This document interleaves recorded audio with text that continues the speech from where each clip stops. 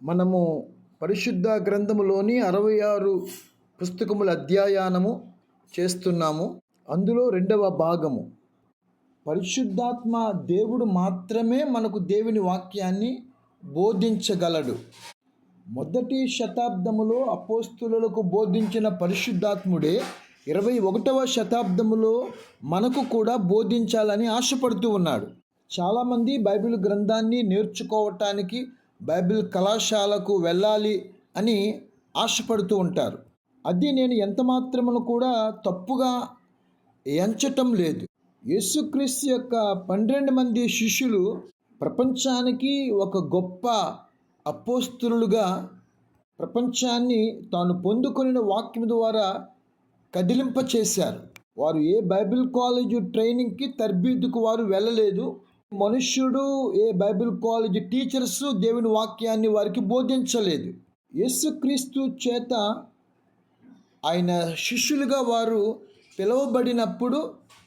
పిలవబడిన నాటి నుండి యేసుక్రీస్తు భూలోకములో ఉన్నంత వరకు వారు యేసుతో జీవించారు, యేసుతో సహవాసము చేశారు, యేసుతో మోకరించారు, యేసుతో గడిపారు. అదే వారు చేసిన పని. ఆ యేసుతో సహవాసము చేసిన ఆ సహవాసము వారిని గొప్ప ప్రవక్తలుగాను, గొప్ప సేవకులుగాను, గొప్ప అపోస్తలుగాను ప్రపంచానికి పరిచయం అయిపోయారు.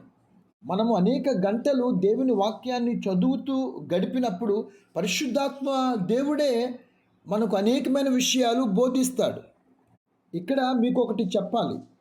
క్రొత్త నిబంధనలు అపోస్తలుల కార్యములో ఒక నపుంసకుడు రథములో ప్రయాణం చేయుచు రథములో కూర్చొని ధర్మశాస్త్రాన్ని అంటే దేవుని యొక్క వాక్యాన్ని అతడు ధ్యానిస్తూ ఉన్నాడు. ఆ సమయంలో అతడు చదువుతున్న భాగం ఏంటంటే యెషయా గ్రంథం. ఆ యెషయా గ్రంథంలో ఏమి వ్రాయబడిందంటే యేసుక్రీస్తు యొక్క జననము, ఆయన యొక్క శిలువ, మరణ, పునరుత్థానాలు యెషయా గ్రంథంలో వ్రాయబడ్డాయి. అతడు ఆ గ్రంథాన్ని చదువుతున్నాడు కానీ అతనికి ఏమాత్రం కూడా అర్థం కాలేదు. అర్థం కాని పరిస్థితులలో ఆలోచిస్తున్న సమయంలో అతనికి అర్థమయ్యే రీతిలో చెప్పటానికి పరిశుద్ధాత్ముడు ఒక సువార్తికుడైన ఫిలిప్పును తీసుకుని వచ్చి అతనికి అప్పగించాడు.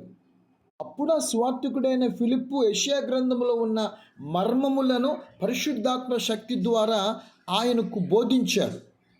బోధించిన వెంటనే ఆ మాటలు ఆయన విని నమ్మి రక్షణ కావాలి, యేసుక్రీస్తును నేను స్వరక్షకునిగా అంగీకరిస్తాను అని చెప్పి వెంటనే సువార్తికుడైన ఫిలిప్పు ద్వారా అతని ప్రయాణంలో ఒక నీటిలో ఆయన రక్షింపబడ్డాడు. అంటే బాప్తిస్మము తీసుకున్నాడు. ఎందుకు ఈ మాట నేను చెప్తున్నానంటే దేవుని వాక్యమును ఆసక్తిగా మనము ధ్యానించినప్పుడు, దానిని చదివినప్పుడు పరిశుద్ధాత్మ దేవుడే మనకు అన్నీ కూడా లోతైన విషయాలు మనకు బోధిస్తాడు. ఉన్న విషయాలు నేర్చుకోవడానికి నువ్వు ఎక్కడెక్కడికో వెళ్ళిపోనక్కర్లేదు. దేవుని వాక్యం దగ్గర కూర్చుంటే పరిశుద్ధాత్మ దేవుడు అన్నీ కూడా మనకు నేర్పిస్తాడు. దీన్ని బట్టి మనం అర్థం చేసుకోవాలి ఏంటంటే మనం ఎప్పుడైతే దేవుని యొక్క వాక్యాన్ని చదవటానికి పరిశుద్ధ గ్రంథాన్ని మనం తెరుస్తామో వెంటనే దేవుని యొక్క ఆత్మ వచ్చి మన దగ్గర కూర్చుంటుంది. నపుంసకుడితో ప్రయాణం చేయించిన పరిశుద్ధాత్మ దేవుని విషయంలో నేను చాలా ఆనందించాను. ఆ మాట విన్నప్పుడు దేవునికి కృతజ్ఞతాస్తుతులు చెల్లించాను. అంటే మనము దేవుని వాక్యాన్ని చదువుతూ ఉండేటప్పుడు పరిశుద్ధాత్మ దేవుడు మన ప్రక్కన వచ్చి ఆయన కూర్చుంటాడు. మనకి ఏమైతే అర్థం కాదో దానిని మనకి తెలియచేయటానికి మన ప్రక్కన కూర్చుంటాడు. ఎంత సంతోషము! యేసు ఎమ్మాయు గ్రామమునకు 2 శిష్యులతో నడిచి వెళ్తున్నప్పుడు ఆయన వారికి లేఖనాలను బోధపరిచాడు.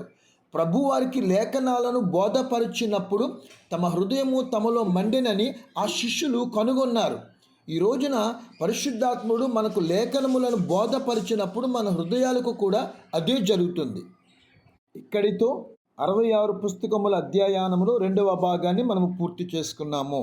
సర్వశక్తి కలిగిన దేవుడు నేను ఆశీర్వదించి కాపాడునుగాక. మీ మంచి ఆత్మీయ సలహాలు కామెంట్ రూపంలో తెలియచేయమని ఆశపడుతూ ఉన్నాను. ఆమెన్.